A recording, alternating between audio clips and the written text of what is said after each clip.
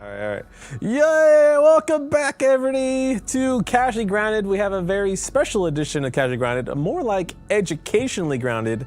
My name is Eric Dorbella. I'm the senior community manager here at Obsidian Entertainment, and I have two very awesome special guests from Eidos-Montréal, Haig and JP. Why don't you guys introduce yourselves and say hello to the community? Yeah, hi everyone. Happy to be here. I'm JP, senior AI programmer on Grounded 2. And I'm Haig, gameplay director here at Eidos on Grounded 2, and we're really happy to be here to talk about AXL. Yeah, that's right. We're going to talk about AXL from concept to creature, and Haig and JP are the best people to have on the stream to talk about that. So kind of like a behind the curtain, peel back look of how a park boss gets created from concept all the way to putting it in the game where you guys experience it and play it. So yeah, we're gonna have Haig and JP just break everything down. I got my list here of awesome things to talk about. Hopefully we'll try to get through everything. But if we don't, that's okay. But it's kind of like, this is kind of like a grounded TED Talk, basically. The first. Yeah. Exciting.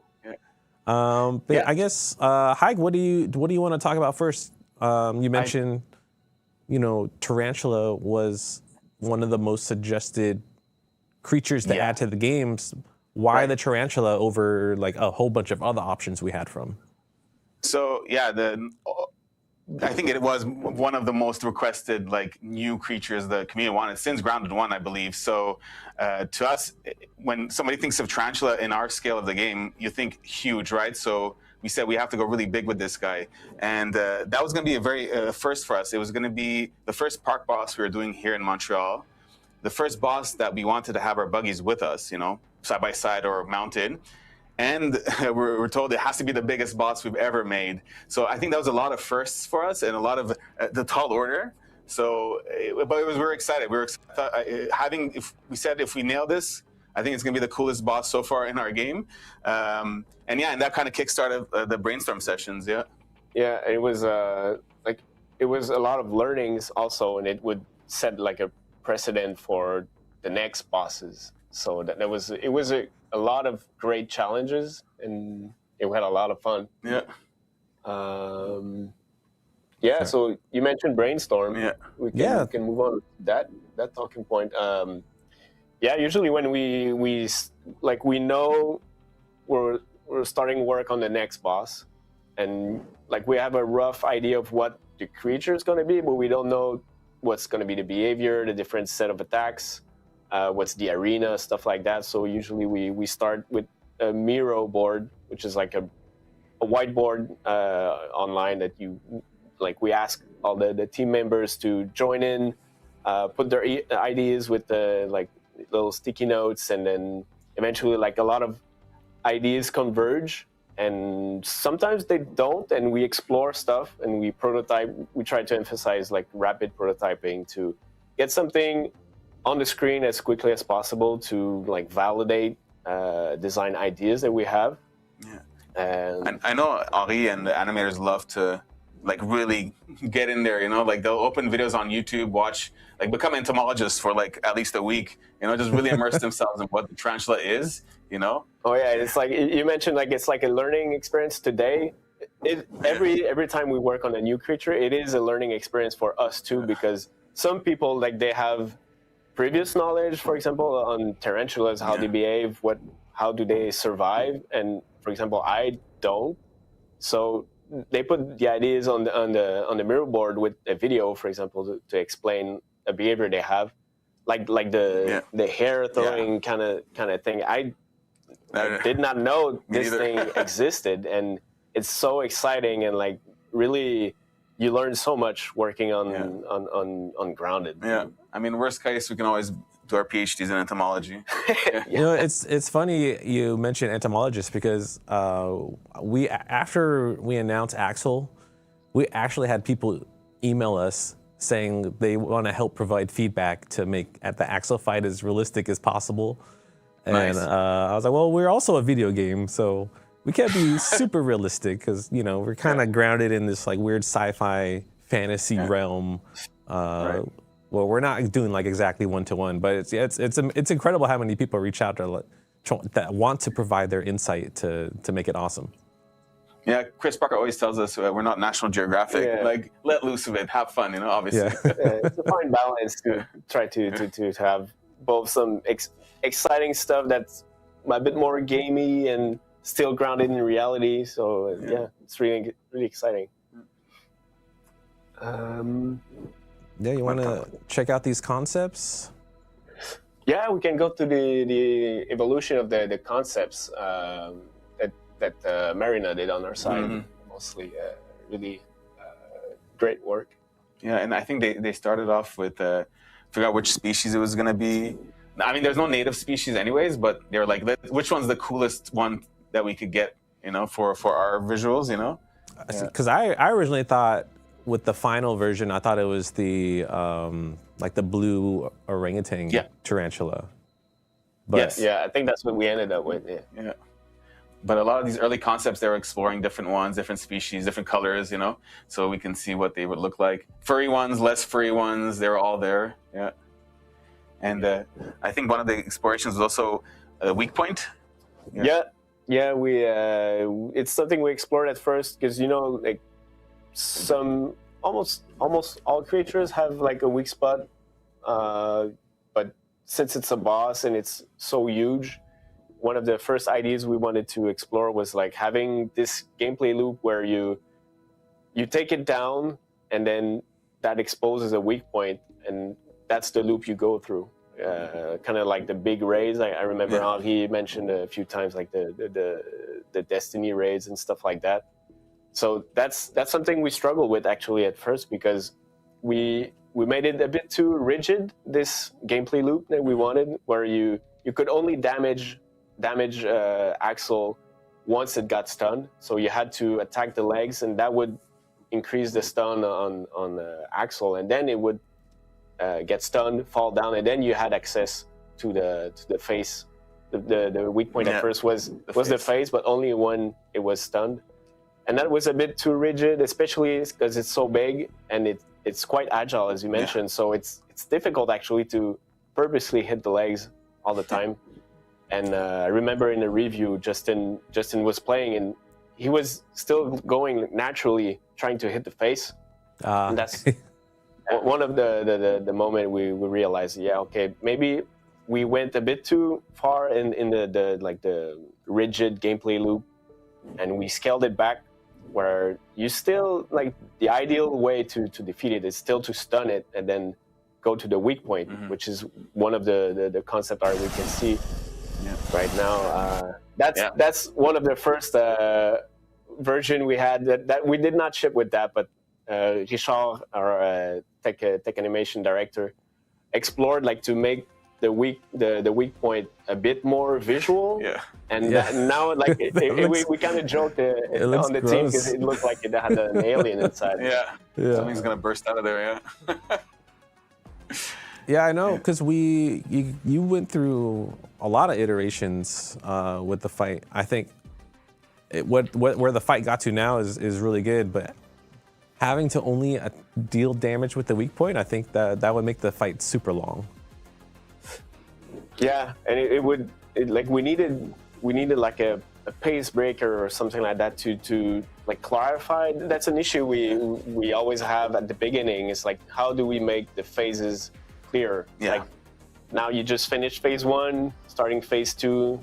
What's different? How can we make that clear that you're starting a new fight? And that's when we started to explore like having it burrow, which I don't think we have any video specifically about the burrow, but I'm sure the players have seen it if they've played it. Yeah. It's quite unique, I think. And then like the hungry hippo. Yeah, the hungry that came pretty late, I remember. That was pretty late. It was scary, to be honest, to add that late. I think we have videos for that, like the first versions Benoit did. Our actually animator. Really It's super awesome. So that specifically was to see what the coverage of the map would be. I remember that there were a lot of challenges because A, came late, and B, we had to teach the players what it was. What does it do to Axel? What can you do to stop him from? So basically, the idea here is like insects fall from the tree, and then Axel would come out from one of the random holes and grab one and eat it, and when it ate it, it would heal. So we'd have to, players had to understand really quickly what's happening. Like, oh, things are falling. Oh, it's eating one. Oh, it's getting healed. So we had the timing. We had to rebalance the timing a few times so players could understand what was happening. And you could see a few YouTube videos of players who went and they caught it on pretty quickly, which I'm happy. Yeah. Is there actually that many axles in the holes, or just was a tech demo? That was just a tech demo to see the coverage of the animation from each of the holes it can come out of. Yeah. That's way too many legs. Yeah, that would be like a... That'd be a performance issue for sure. There's other things. For the combat also, we had we prototype a lot of abilities also that we tried and see if it. One of them was a rolling attack. Where he literally will tuck its legs in, become a ball, and roll forward. Yeah, there we go. I love it. I wish we still had it. It's so good. It was still super rough animation, still a blocking to get an idea, and that's in the gym. Really one of the first versions. Yeah. Eventually, it got replaced with the charge, like the football charge with the arms. Yeah. But yeah, that was one. Another one was like you were mentioning those hairs that it would shoot in real life.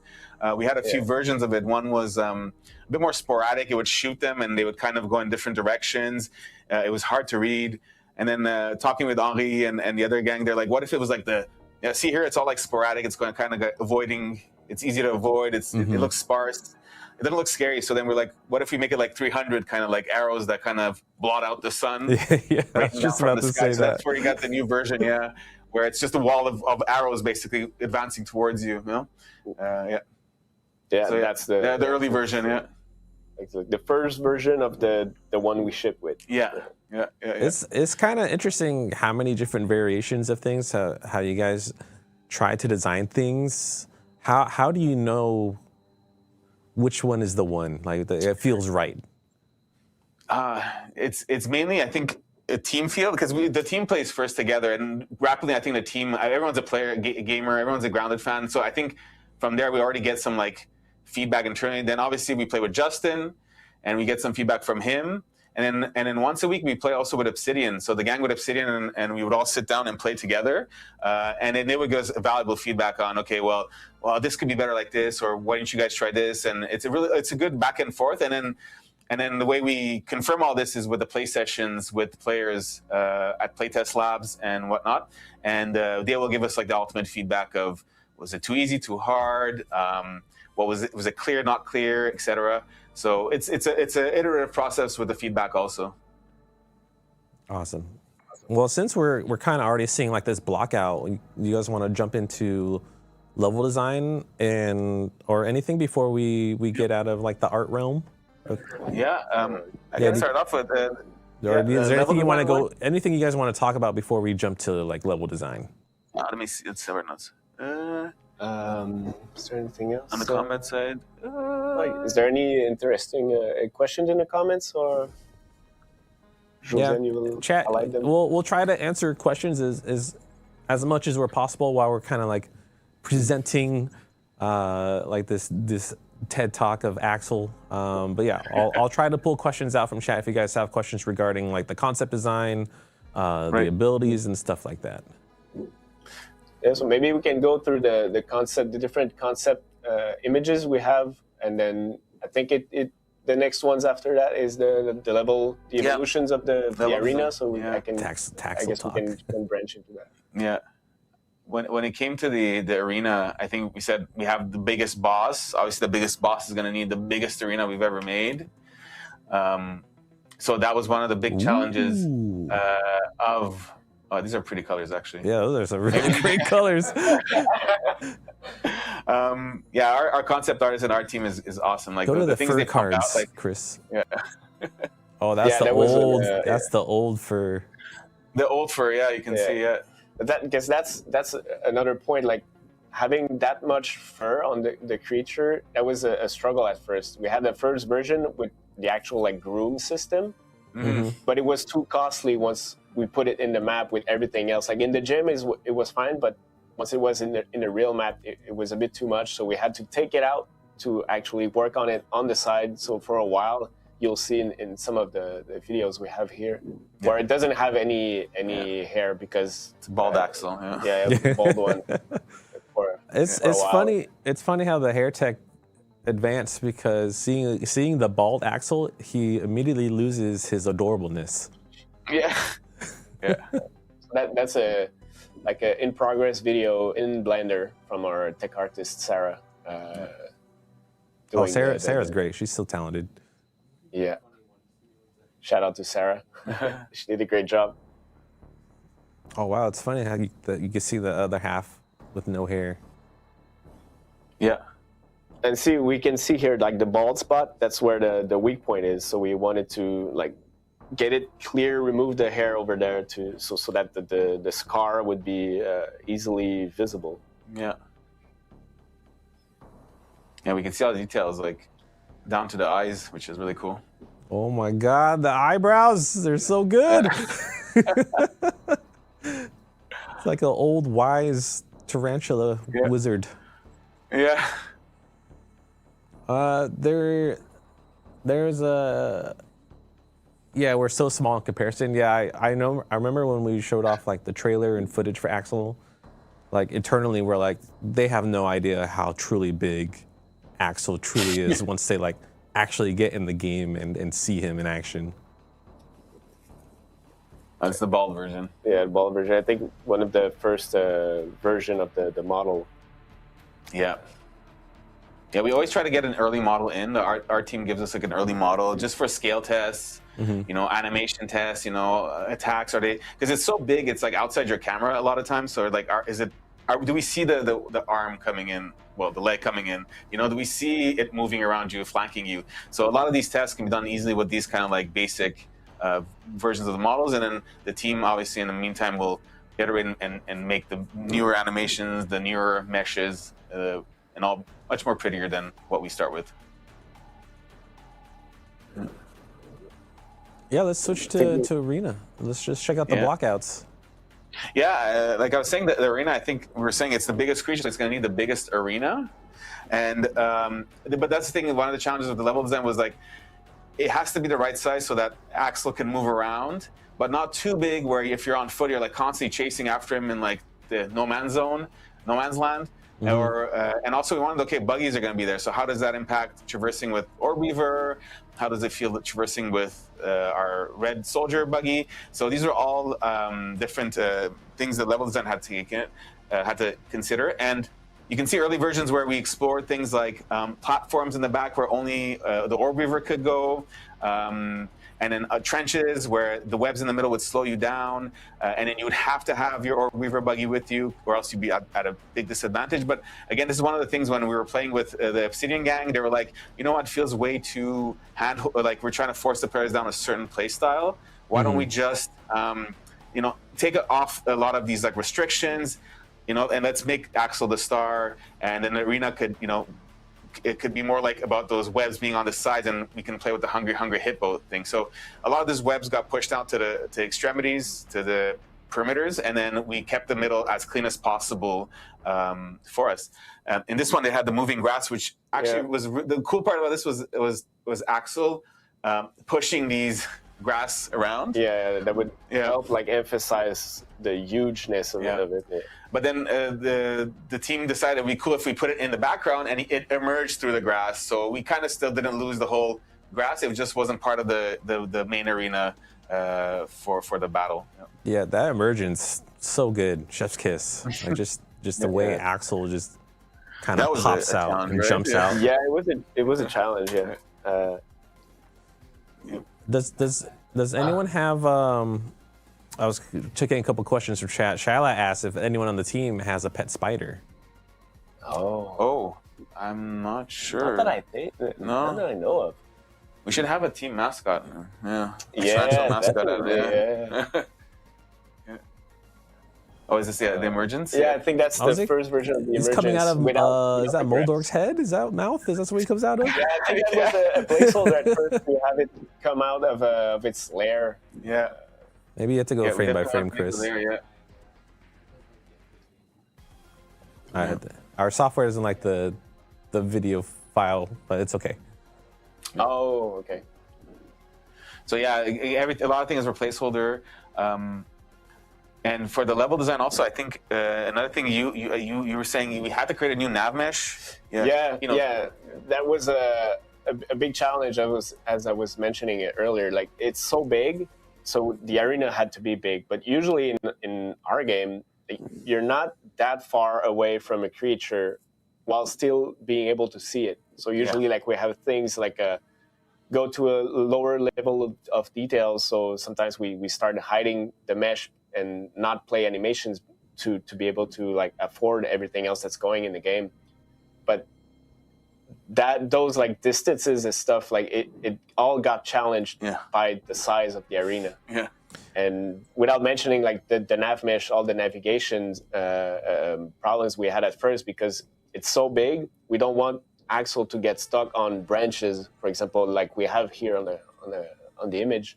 Mm-hmm. We wanted like the spider buggy to be able to navigate easily, and at first we wanted to to emphasize to use the buggy, but on foot, like you had to jump, and then Axel, it didn't need to be like stuck on any of those things. It could even like the ledges we see on the version we have on the screen, like we wanted Axel to be able to easily like if it was just a normal step, even though like it's like 2 or 3 times the size of a player. Just so real quick, JP.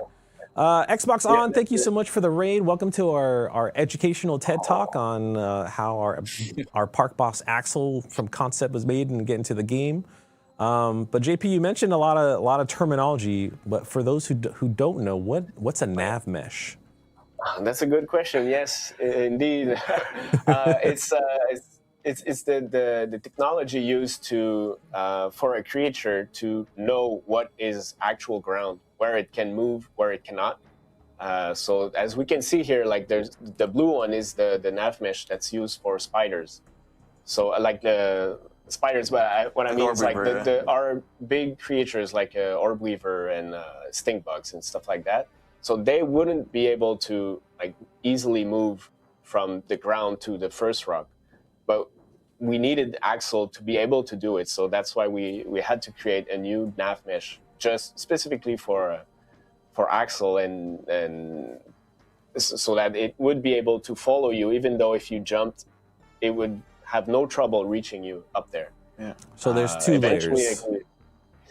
Yeah. We actually have another one for the smaller creatures. For so the that, aphids. for like aphids and like the small worker ants, so that they can go, for example, in a small tunnel in between buildings where a bigger spider couldn't. Yeah. So yeah, that was a big challenge that we had to face on. Because we needed that and the actually I don't think we have a video for it, but when Axel moves, like every single leg, they move like individually, and that was a big issue. We had to. It was not a big issue, but it was a big concern we had at first. We needed to have a way to have that work. Otherwise, like we would see legs flip-flopping around and sweeping the floor, and it like it's fine on smaller creatures, but on the big creatures, it would look really like out of place. Yeah. And we had Richard, our technical animation director, build us a custom IK system, which is like the system used to know, like if my leg is here and I want to move there, what's the animation I need to do to bring it there. And he did that for Axel, and that really opened everything else. Like we're not sure is that going to be doable, but once we had that in the engine, we were like, okay, now we can see that will work. Yeah. And it actually inspired the gameplay of, we wanted to run between the legs, And because it was moving a bit more predictably because of that system, we could tell, okay, I want to weave between the legs. We shrunk a bit of the hitboxes around the legs. So it allowed players, if they want to do that, to actually be able to run between the legs as it's moving around you. So that was thanks to that system there that we could achieve that kind of cool fantasy. Yeah. Yeah, that's super cool. Yeah, there's an IK for each leg. Yeah, it's a system. I mean, I'm not the expert on that system for sure, but yeah, it helps us so that as you mentioned, Haig, like once it tries to move, like some of the legs, they stay planted until they need to actually move. So that helped tremendously in gameplay to be able to attack the legs, especially in co-op. Yeah, because it was a whole different game when you play it single player versus co-op, because it always tries to face its main target. So the other players, they could attack the legs, but if it was always trying to move all the legs at the same time just to face, for example, you, then I had trouble trying to hit the legs because they were moving all the time. Yeah. But with the new system, then they would stay planted unless they needed actually to move. Yeah. So that would help me to be able to hit them. Yeah. Yes. So speaking with multiplayer, how difficult was it to balance like a single player experience if it's just one team and they're buggy, opposed to having 4 characters and 4 buggies in the arena? Yeah, that was it's still an ongoing challenge since we're in early access. We want to always revisit balancing, but yeah, it was definitely a challenge because this was, like we said, 4 players. You could have 4 players and you could have 4 buggies all side by side against Axel if you wanted to. So there's a lot of challenges there too of not only the balancing, but I think also aggroing and all that. But yeah, the balancing was just we play, and then somebody finds a build. Usually it's Chris, our economy designer, finds a build, one-shots this thing, and we're like, whoa, okay, we got to rebalance it. And all he goes back, tweaks data. Animators will tweak speeds of attacks, and then we'll try it again, and then we'll play again 4 players, and we'll try to do as many scenarios as we can. We have our quality assurance team, we have QLog overseas that will also, they'll stress test it and send us data as much as they can. So we try to do the best with all that, but it's always a challenge, and we still get people who tell us it's way too easy, and then we get people who say it's impossible. So yeah, all the time. Yeah, it's still ongoing, and I think we're just gonna continue balancing and for early access up until 1.0. Yeah. Yeah, it's really hard to balance, to cater to different people's play styles, because we have some absolute grounded pros who could just defeat anything, and then then we have more casual players who would struggle more if we cater more towards to the pros. Yeah, you go on YouTube and you see that somebody defeated Axel in a video that's only 4 minutes long, and you're like, oh no, that can't be good. Yeah, it's important not to overreact and over balance based on what people do. Exactly. Yeah. Sadinky, I think talking to you, buddy. Yeah, it's the boxer version. Yeah, that was also a challenge we had because, like, usually with the Arachnophobia mode, like spiders they're just still big, but they're not Axel big. Right. And since Axel, like, the legs are super important in gameplay more than the orb weavers, for example, we needed to improve a little bit the system so that at least you had the information, the gameplay information required to be able to block at the right time, especially because the legs, when they land, they do damage too. So you want to know where the damage is coming from. So in that, I think that was the first version, and we don't have the small is it the pedipalp? Yeah, the pedipalps. Yeah. There were no like spheres for the pedipalp because in the previous smaller spiders we didn't need that. There were no gameplay information necessary there, so we had to add that afterwards because there's some combos that it attacks with them, and so we had to rework the system a little bit to add those in. Yeah, I think this fight would be impossible if it weren't for the little tiny orbs to show where his legs attacks would come. Someone in the chat question, about the healing phase where he eats the caterpillars. How many? I think they asked how many iterations of like that healing phase of the fight was, or how it came about.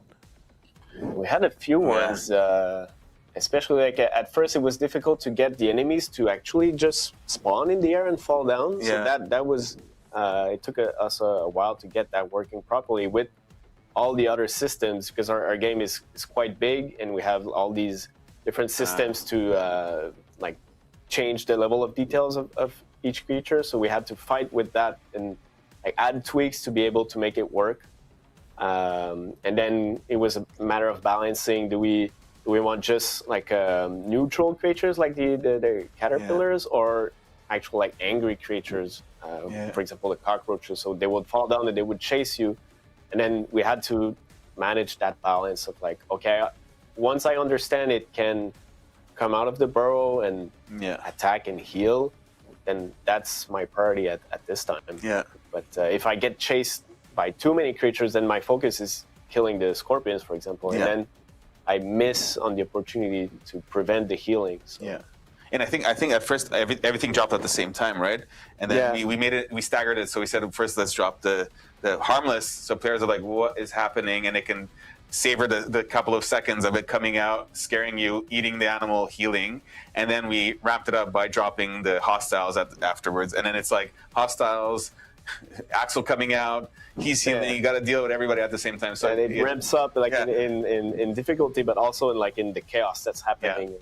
For sure. And then we noticed they fight each other, and we're like, you know what? That's actually a really cool side effect. Let's just leave it in. You know? It's like more chaotic than everybody attacking you. You know? Let's just embrace the systemic side of it, and like if some creatures they start like hitting each other, or like they try to attack Axel, and then they fight together, and then it's fine. I mean, it doesn't last for too long, and if somehow people find a way to use that and to cheese the boss, I mean, these creatures don't do that much damage anyway, so it was just like let's leave it there. It's fun. It's fun. I think we have somewhere in the files. I think it's a picture of the very first test to spawn the creatures in the air, where I tried to do something and like it just spawned like hundreds. I remember that. And the frame rate just dropped down. And like, I remember that one. Chris is gonna look for that footage. But while he's doing that, we can have we can talk about the Tristan this morning poked me. Yeah, exactly. So he was saying. I kind of was like, I wanted to like pick his brain. I was like, what was your direction with the sound of, Axel's sound and the music? And he explained it so well this morning. He said to me, he didn't want like growls and roars like a big animal. He wanted hisses and screeches like an arachnid. But he said he felt it was way too piercing, and he wanted to counterbalance that with a deep, bassy purr. So it's almost like a big cat essentially in front of you, like a big tiger mixed in there a bit. So if you guys, it adds to the furriness to all that. And then he said for the music, what inspired him was the furriness actually of Axel reminded him of a mammoth, like the woolly mammoths of the old, And the players with your spears kind of running up and trying to attack. So that's where the tribal drums come in. And just for good measure, he said he added a bit of didgeridoo, a layer to that. So that's where the sound design of Axel came from. The music fight song for Axel is super good. Yeah, it still has that synthwave layer, but it has its own like flavor underneath. There's just like a lot of layers and mixings and leveling of the song. It's really well done. All right, Chris is gonna get that. All right, no video, but we have an image, which is probably better. I don't know. All right, Chris, he's a wizard. He's on the case. Oh, there it is. Yeah, so that very chaotic. Yeah. Wow. I remember that. You guys want a hard battle? There you go. There's your hard boss battle. I mean, someone will remake this in Playgrounds for sure. I think they will do it. I'm looking forward to seeing that actually. Yeah. So if any of our Playground creators want to recreate this, please do. And send it to us. The playground Yeah. might crash, though. I don't know. Maybe not. It might, yeah. I think the next thing we can talk about is the narrative and level art. They kind of go hand in hand. Yeah. So obviously the first thing everyone's like saying was, well, where does this non-native species of tarantula come into the park, you know? So the idea came of a kid had his pen tarantula in a terrarium, brought it to the park, and he wanted to play with his toy soldiers, kind of like a kaiju setup. So he brought his toy soldiers also. But obviously, beginning of the story, explosion happens in the chaos. He drops the terrarium on the ground, flees, and Axel like escapes the terrarium. So the first thing players will discover, obviously, is the terrarium in the world.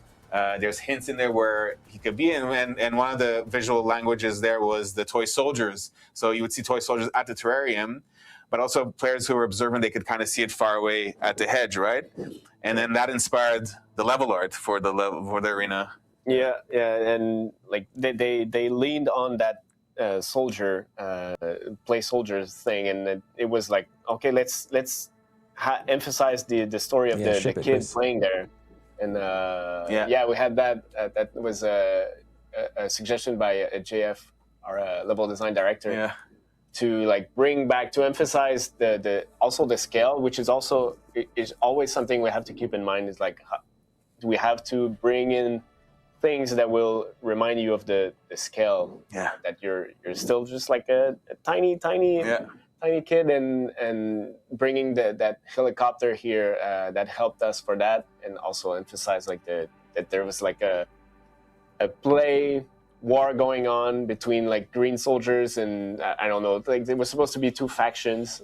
I don't remember the color of the other one, but so you'd have some of them like burnt off and like in the on stakes at one point. And, and then the helicopter too. And then and then they had the helicopter. Then we wanted to not just have it there as a nice thing to look at, like part of just like the environment. Also, how can we use it, even just a little bit in gameplay? So that I don't know if players notice, but like when Axel does its roar, we flicker the lights of the helicopter because it's there also to light up. Yeah, like to have a in-world object that lights up the scene rather than just like lights put in the engine. So we were like trying to connect it with what's happening in the fight. So that was really fun once we got that working, and with also the audio. I think we have audio linked to that. So that was really great. It all came together nicely. And I also like the POI name, Battlefield 1992. Which ties in back to the story that the kid was looking up. You want to move over to questions, Chris? Well, you guys want to talk about the bugs that you sent, and then we'll take questions? Yeah, the bugs. Oh, this is working. There it is. Oh, no, this one like he's floating. walking on the air. walking on the air. Like we were mentioning, like having that intro work properly, especially with being far away. We had a few bugs for a while trying to make that work against all the other systems. That usually they don't want you to see creatures from that far. So you can also see the placeholder weak point that was like the fun guy. From Gathered One. The artist just stuck it there, just like, okay, it's really clear that's the weak point, guys. Go for it now. Until we got the actual version, so we could test it. Yeah, we're gonna go through some funny bugs that we're taking a look at. Oh, and he invaded the combat set at one point. He's just flying. Oh my god. We don't know what happened there, but like we had issues also like getting up on it when it was stunned. So I think on that version maybe we didn't have like any like proper collisions set up just for that. So you were on the mesh and then the spider would try to get to you. I don't know what happened, but I think it was. For those who are wondering, this is our internal test level. So this is where you could spawn in all the goodies. And that was when because we added like an ability to reposition when it gets like too close to the walls, where like fighting against the wall it's not that fun. So we wanted also to emphasize her agility. Yeah. To have it like jump away, but that was like one of their first versions where the jump was way too strong, and it would somehow like collide with all the branches and stuff. Stay up there, yeah. And then so we had to like add collisions to avoid that, because it was still like really interesting, but I think it was also quite late in development. Yeah. So we're like, it gives us ideas, but we will not be able to act on. Basically inspiration for the cricket. Oh yeah. Yeah, that's true. True, yeah. Like, jumping away and being out of reach. What is this one? Reposition? Yeah, that's the first version of the reposition, I think, where it's it's got the old old hair attack. Yeah, it was also much slower at that time. Yeah, I remember it being slower. Yeah, one of the feedbacks from FCM was like, we make it a bit faster, longer combos, more sustained interactions with the player. Yeah, I remember, yeah, you're right. It was much slower back then. Yeah, and we still had webs on the ground. And oh yeah. That's another bug. It's not that interesting, that one, but we had issues like it being so big, trying to face and being so close to a much smaller creature. The moment like the small creature would move, it would try to reposition to face it again, but then sometimes it would like spin around. Yeah. See it, yeah. All right. So there's Memories, a man. couple fun bugs there. Yeah. There's a bunch of stuff I didn't remember at all. Going back to the channel, all the footage we had. Yeah. It kind of reminds me of because of the scale of playing like Monster Hunter. Yeah, actually, we looked at Monster Hunter a lot. Yeah, we looked at how they did it. Obviously, Monster Hunter fights are much longer, but we kind of looked at how do they manage all that. The scale, the co-op, etc. So yeah, definitely some lessons for us in there. No, this is Grounded 2, Weird Destiny. We're just showing like super early concepts and like early iterations of Axel before, he made it into the game and into the public test where people got to play and fight Axel. So we're kind of pulling back the curtain behind the scenes to see, what the Eidos team does to make these super awesome things for the game for all you all to experience. Yeah. There's one question about how do we get the ideas to craft the gear out of Axel parts? And so usually Chris, our economy designer, will sit down with the artists and he'll go, okay, well, we have these 4 play styles, right? We have the melee, the range, the mage, and the who am I missing? The rogue, Yeah. And he'll go, okay, there's definitely a hole missing here, for example. And he'll go, we definitely need to cater to that play style. So then he'll brainstorm with Nat, our art director, and the artists. Okay, we're going to need weapons for that class, and then they'll sit down and do sketches, and they'll try to look at the model of Axel. Like, okay, it has these colors.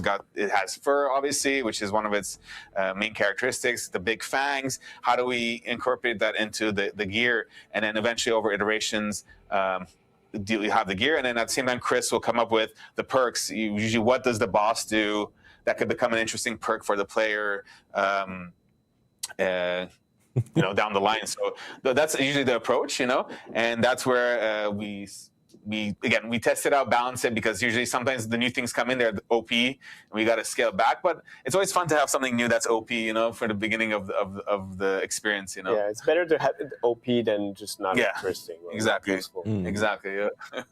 Oh yeah. So Playgrounds is live in Grounded 2, but it's through the public test. Just like the other updates that we have the public tests. If you want to experience Grounded 2's Playgrounds, sign up for the public test, opt in, check it out. We'll be continually adding more things to Playgrounds as we're still in early access and still developing the game. So as the game gets more stuff, we'll be eventually putting all those things into Playgrounds as well. Questions here? Let's see, waterfalls are lit. Yeah. I saw options, and someone on YouTube said waterfalls of Axel. People were saying it would be cool to have different difficulties for Axel, like if he made different roaches, poached roaches. There's people are talking about laser beams. There's a lot of crazy stuff happening right now. Nice. Noted. Yeah, noted. Yeah, I'm also looking at some of these questions. Yeah, some people are happy with the armor and the gear. They really like that. That's cool. Yeah. Soon, Meeple. Soon for the Playgrounds update. Soon TM. I think that, yeah. All right, we got about 5 more minutes. If you guys have any questions for Haig, what a gameplay director does, or what a AI programmer does at the studio. No, Axel should not drop roach milk. You see what you started, Chris? Yeah, roach milk. Ugh, gross.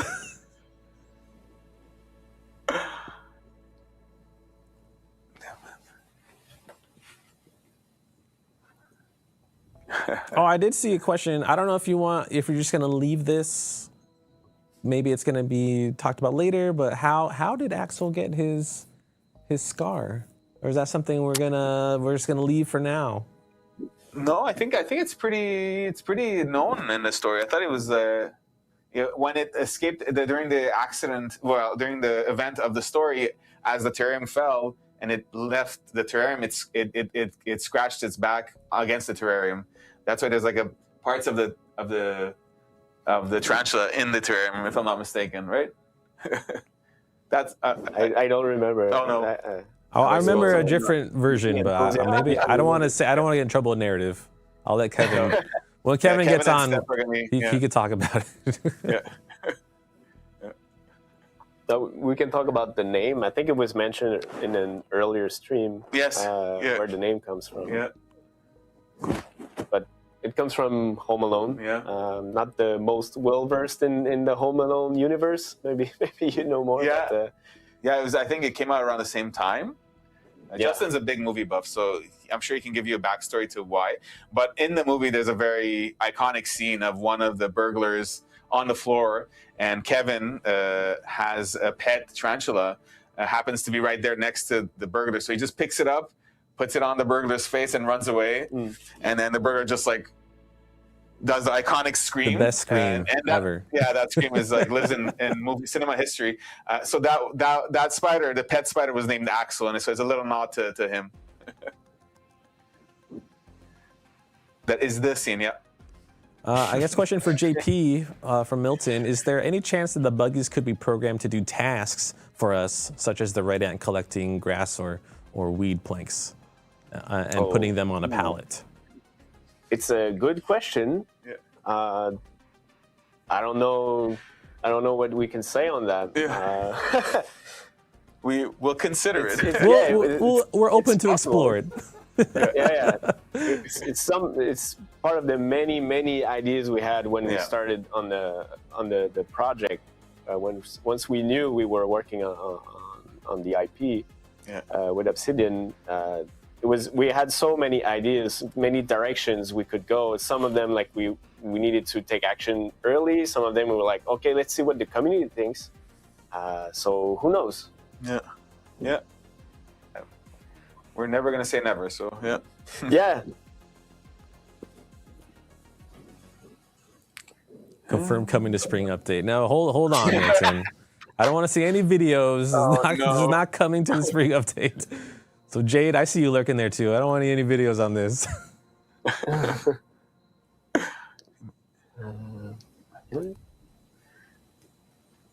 Can we get marble? Somebody corrected me. It was Kevin's brother's spider. I'm sorry. Yeah. Sorry. All right. I'm seeing a lot of suggestions, chat, and the best place to go for suggestions is the Grounded official Discord at discord.gg/groundedthegame. We have a suggestion channel, we have a bot, and then you can have the community vote upon your suggestions. And when the suggestion reaches a certain threshold, I believe it's 35 upvotes, and then that's when I put on a spreadsheet and we present it with the team with our meetings. Yeah, it's really the best way to put them out, get them seen, we look at those. It's always really full of surprises. Sometimes full of great ideas. Yeah. Keep them coming. Because here in chat we can say, yeah, that sounds great, but that's as far as we can take it. But that's why we have our meetings where we could really go in depth. Like this is what the community wants, or this is what the players want. How do we incorporate that into the game that makes sense? So sometimes it's not exactly a 1-for-1. Like where it's like, oh, this is a great idea. This is how it can work for the game and for everyone else. Yeah. All right, a few more minutes, a couple minutes if you guys want to get some more questions in for Haig and JP. Where's Pi? Is there any challenge trying to make the buggies and tube system not compete with each other? Yeah, that's So I'm assuming tube system with the PTS system. Yeah. Yeah. So so that's something we're always trying to make sure like things don't overlap too much with each other. So the buggies, the advantage is that you can almost go anywhere. It is a bit slower in that you have to traverse terrain. There's dangers along the way. Some buggies will inevitably start a fight with other creatures in the world. So it is a slower. It is slower, but you can access more areas. The tube system, it's going to become more and more of a classic like. Fast travel. It too will allow you to travel from point to point. We want to keep it in there for now because we are in early access and we don't have all the modes of transportation out yet, if you know what I mean. So having a second system like the PTS available sooner than later would be cool to allow players to move around key points in the map. But our goal is always to make sure that each of those modes of transportation have an advantage and a disadvantage, so they're not competing with each other directly. Yeah. Hope that answers the question. Yeah, I thought that was a great question. All right, we're going to do one more question and we'll call it a wrap. And we won't be talking anything about the spring or summer update.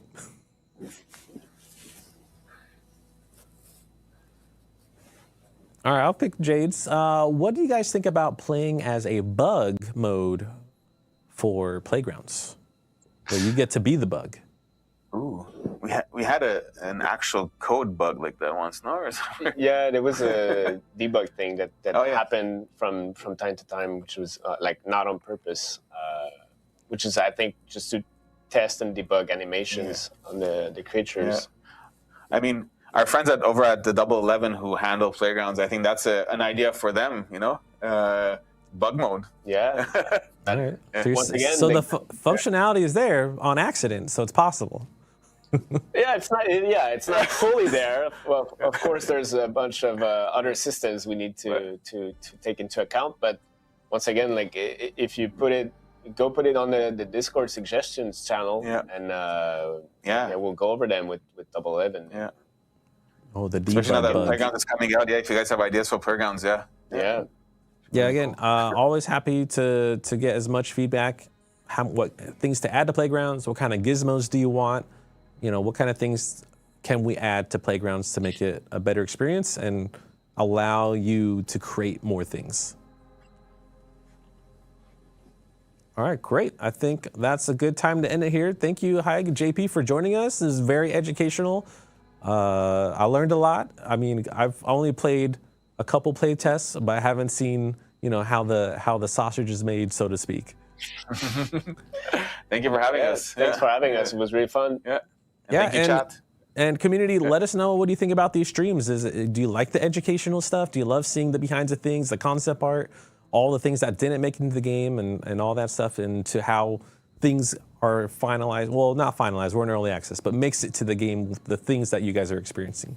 Let us know what you think. Let us know on social media, the Discord. We absolutely love showing this stuff off and want to have more developers from the Eidos team to come on stream and talk to you guys and get to know the community. So let us know what you like. That's going to be a wrap for us. Again, hi, JP. Thank you so much again. Thank you. Thanks. Thanks for having us. Ciao. Ciao. As always, stay safe and stay grounded. Bye, chat.